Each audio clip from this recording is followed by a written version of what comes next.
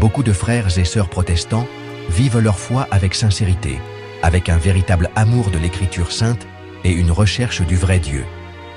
Pourtant, ils le font, même s'ils n'en sont pas conscients, avec une foi incomplète, tronquée. Ils vont très loin dans l'étude de la Bible, dans le chant, dans la prédication, dans l'esprit.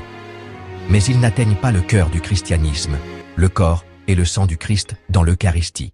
Le chapitre 6 de l'évangile de Jean est clair, direct, sans place pour la métaphore. Mon corps est une nourriture véritable et mon sang est une boisson véritable. Il ne dit pas « ceci symbolise » ou « ceci représente ». Il dit « ceci est ».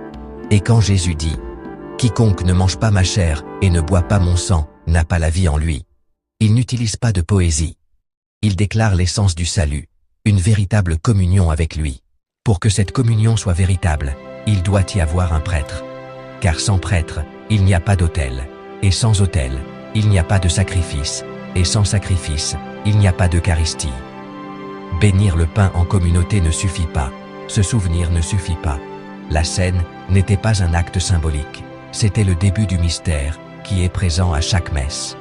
Un mystère que le Christ a confié à son Église, non comme une idée, mais comme un sacrement vivant.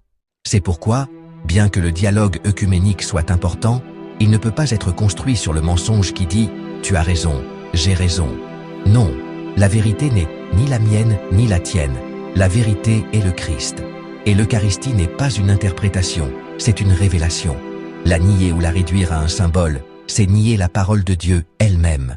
L'Église n'impose pas sa vérité. C'est le Christ qui offre tout son être, avec son corps, son sang, son âme et sa divinité, sur chaque autel catholique à travers le monde. C'est le véritable pain du ciel. C'est ce qui manque à ceux qui, avec bonne intention, croient que le pain béni suffit. La charité nous oblige à dire la vérité. Et la vérité est que, sans l'Eucharistie, l'essentiel est perdu.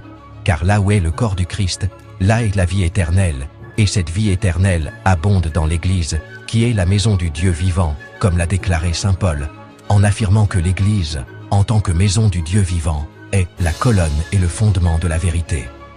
Première épître à Timothée, 3, 15.